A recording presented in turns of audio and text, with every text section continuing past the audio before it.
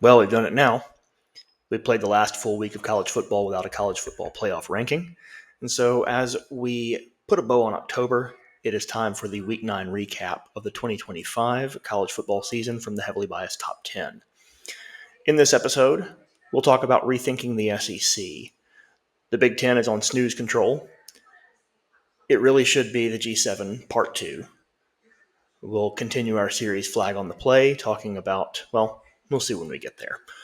We'll do the Heavily Biased Top 10 as the last edition prior to our first CFP rankings. And then we'll talk about conference ranks. So let's dive on in. Rethinking the SEC. 7 games, 14 teams played. 5 of them included come from behind wins. 4 of them one-score games. There are still 4 teams in the SEC sitting at X and 1, so at whichever number of games they played so far in the conference. Many of them have played their 5th game now, and so 4-1. But there are just 2 teams at 5-0, Texas A&M and Alabama, with 4 games in the season remaining, 3 conference games in the season remaining for most of them. The grind to Atlanta is exceptionally tough, and none of these contenders are really locked into positions yet. There is still time, of course, and season and strong opponents left for all of these to wind up with a very different slate in Atlanta than what we see right now, with Texas A&M and Alabama being the leaders in the clubhouse. We are getting more clear pictures, bigger bodies of work, and a little bit more clarity as we go along. But as we do, we're also seeing several teams really emerge to the top that make it a little bit of muddy waters, just because you still have several games to go between them. Texas A&M might be the best team that I haven't paid good attention to. I can grant that the LSU team is underperforming. This was really expected to be kind of more from them. They have a very veteran quarterback. They had a group of receivers that are very good. Their defense has played much, much better than it has in previous years, but they just haven't gotten on track. And so, to see LSU play at night at home, they are still a very, very difficult team to beat. And they really showed up against Texas A&M. Texas A&M surrendered a safety off of a block punt. LSU came down, punched in the touchdown, took a game that was 14-7. All of a sudden, it becomes, they missed the extra point. So it became 15-14, then kicked a field goal at half. That was a big stop for Texas A&M because it kept it from being a 23-14 halftime lead. Texas A&M came out in the second half against an LSU defense that has been very good and scored the next 35 points. One of them getting back their special teams play. LSU has blocked a punt. Texas A&M returned a punt for a touchdown. The offense scores 28. LSU wound up with 27 yards in the second half, aside from their game-ending drive. And so, this is a big, big thing that we see, is that Texas A&M offense really getting rolling. It's probably the most complete half of football that I have seen so far this year, although not necessarily the most complete game that I have seen. Alabama found a way to win. This is a hard week to deal with.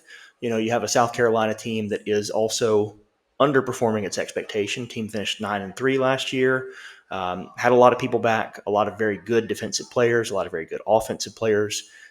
Really one of the most dangerous receivers in the conference, and a really talented and athletic quarterback, but just have not performed up to what they expected. They came out and did exactly what you need to do at home. They possessed the ball. They kept Alabama's offense off the field.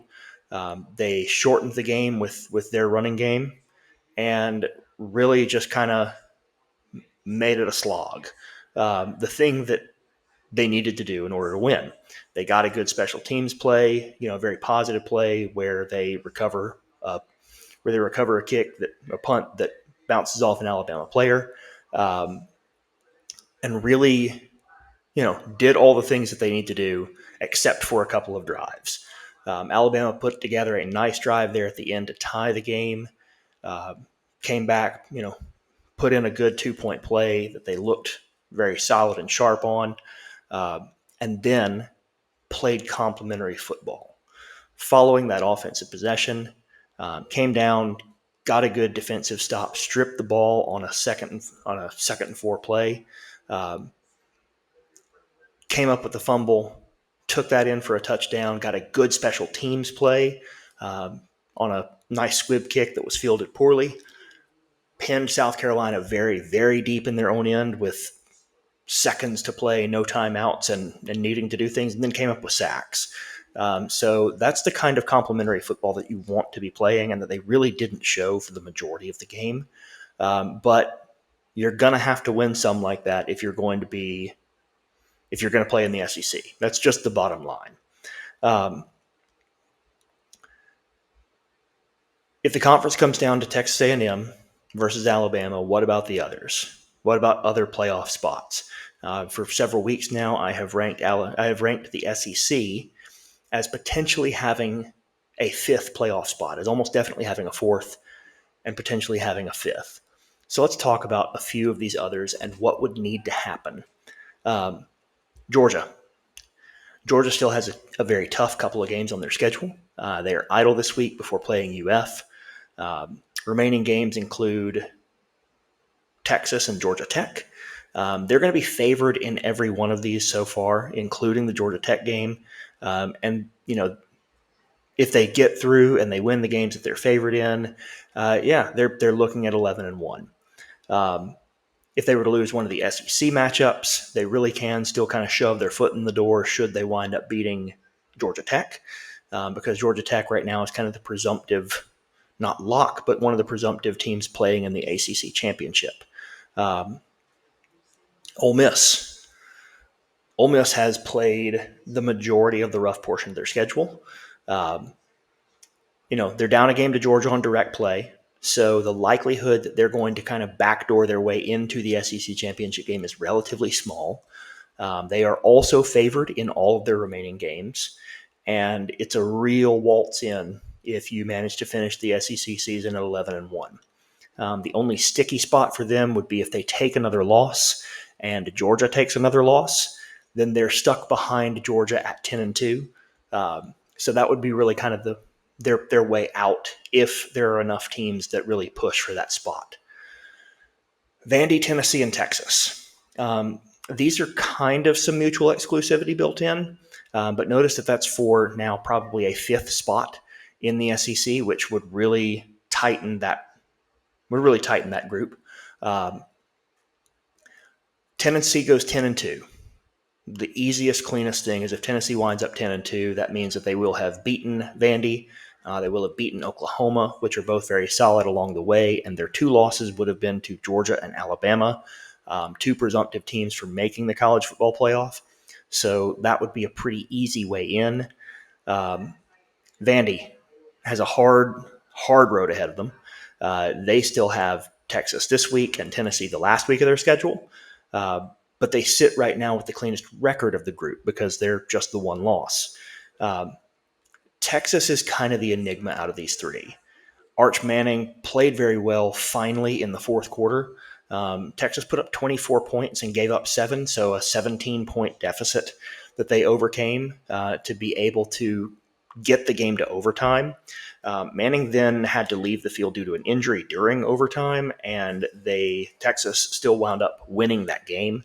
But that's against Mississippi State.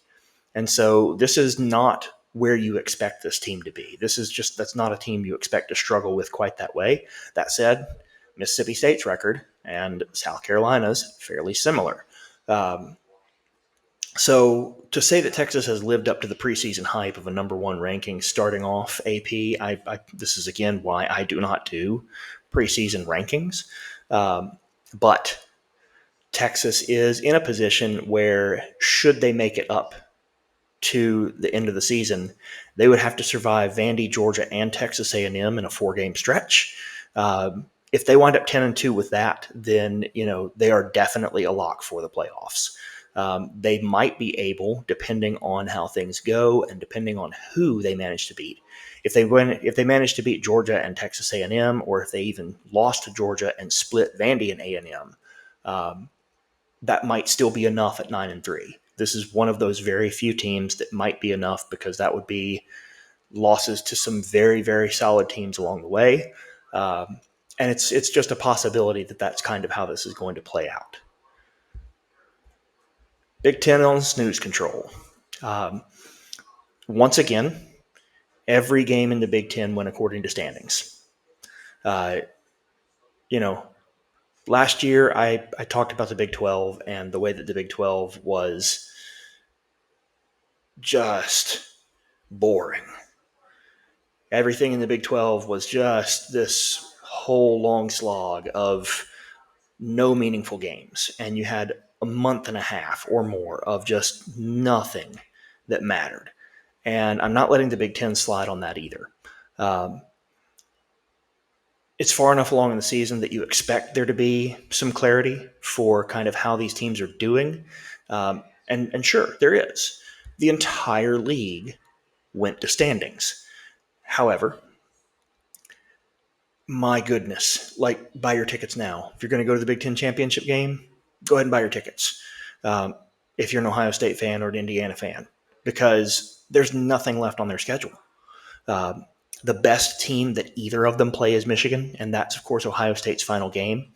UCLA is the other best overall record that Ohio State plays, and they're 3-5. Penn State, Rutgers, and Purdue are combined 1-13 in conference play. And one of those is because Rutgers beat Purdue. So these teams that they've got in the last 5 weeks are just awful. Indiana's not any better. Their remaining schedule is 1-17 in conference play. They're 11-19 overall. Like, these are bad teams. That's all there really is. And so these two are incredibly unlikely to wind up anywhere else other than the conference championship against one another. That said, there's only a handful of meaningful games really left in this season. And of course, for rivalry's sake, for things like that, you're probably going to sit down and see what happens with Michigan and Ohio State.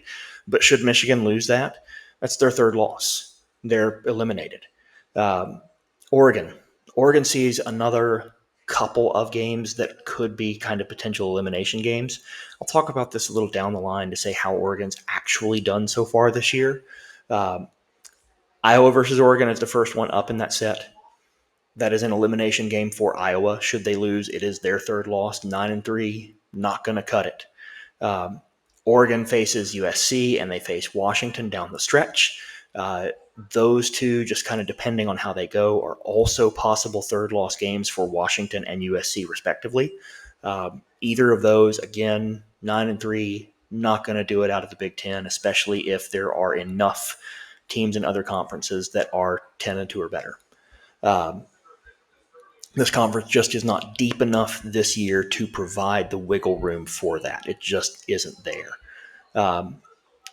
Michigan would need to win out to have any meaningful shot of going to a college football playoff, and that includes beating Ohio State. They have the schedule to be able to do everything but that. Their opponents are 4-10 in conference play. So there's not a whole lot left. Like I said, Oregon's path is the hardest because they will take on USC, they'll take on Iowa, they'll take on Washington. So three other teams that are competitors with that X1 record or that X2 record, depending on where they are, that are sitting in places where they might be able to make a run should things kind of play in their favor. All right. It should be the Group of 7, Part 2. This week we had some stability kind of in the Big 12. The Big 12 pretending that it's a stable league is not normal. But there's only one game that featured two of the X1s against each other, and that was Houston knocking off Arizona State. The rest of it was, again, kind of top versus bottom, and those played out for once sort of like we expect. The anomaly here, BYU had some drama going in with Iowa State. They were down 24-17 at half, but then outscored Iowa State 24-3 in the second half and just erased any actual drama. Potential Big 12 matchups going forward, we still have some volatility there for it being something besides our two current leaders, which is BYU versus Cincinnati, because BYU will play both Cincinnati and Texas Tech. And so that's a fellow 5-0 Cincinnati and a 4-1 Texas Tech that they'll both play, and Texas Tech can functionally play their way into the championship with that win. So there's a lot still kind of on the line for several of these.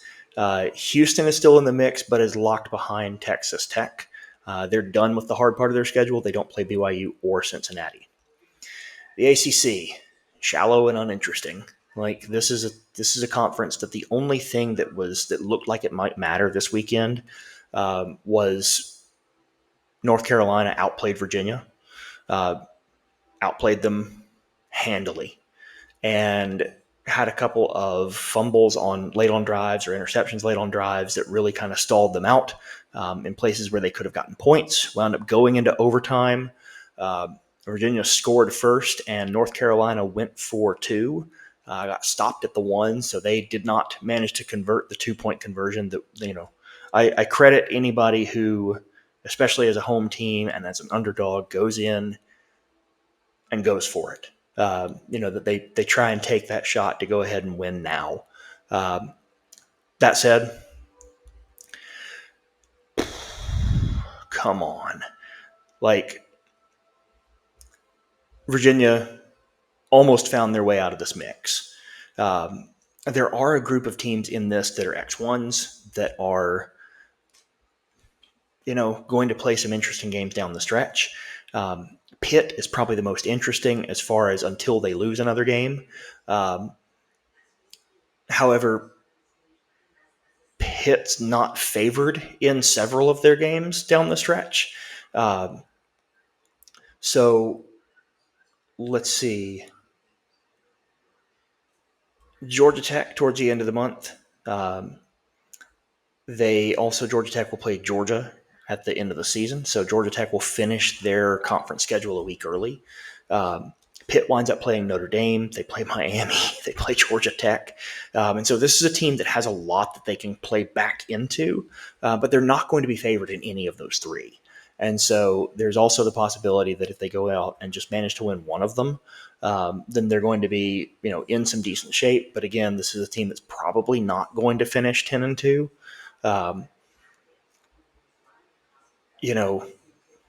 Georgia Tech, interesting challenge. They need to not get caught by NC State or Boston College, who are a combined 1-8 in conference play and 5-11 overall. But there they end, as we said, with Pitt and Georgia in their final games consecutively. Should Pitt win that game against Notre Dame, that would open up a spot because Notre Dame would be on a third loss at that point and out of the picture.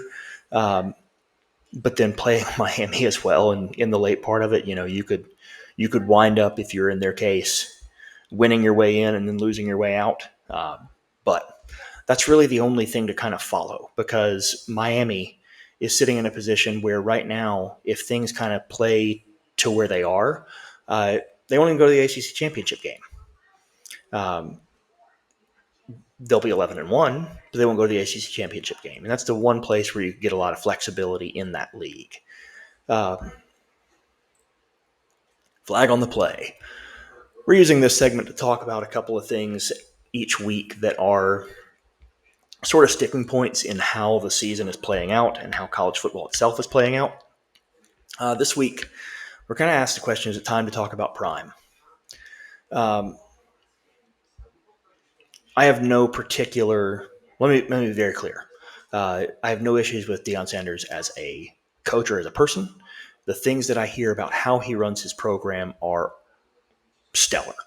The kids that he's dealing with, the people that he's dealing with he is transitioning boys into men and expects a lot out of them, both in the classroom and in the athletic facility. Really places high demands on them and is trying to make exceptional people out of them. And I applaud every part of that as a coach. The question comes in because of that. Where do we draw the line, and what's going to happen when we draw the line of looking at the record? Here's the record so far. 2023, 4-8, and that's in the Pac-12 where they went 0 for conference. 2024 moved to a much weaker Big 12, went 9-4. In that 9-4, they are, the Big 12 says that they're tied for first. They're not. The teams that's why tiebreakers exist. The two teams that were tied for first and were actually tied for first made it to the conference championship game. But Colorado finished with a very strong conference record and wound up as a 9-4 team. They're not going to make it there this year. This year they're already 3-5. They are favored in one of their remaining games and are quite likely to go back at 4-8. Granted, they are playing with a young quarterback again and trying to kind of rebuild on things. But that would be 17-20 in a 3-year run.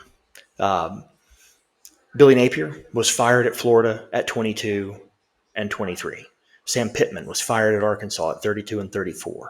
James Franklin was fired at Penn State at 104-45. There's a big difference between hype and excellence. And there's a lot of hype in that program. There is a lot of excellence in that program. But when do we start expecting hype to turn into results? And how far can you push hype through the boosters to get roster, to pay coaches, to do the things like that you need to do in order to maintain a program successfully?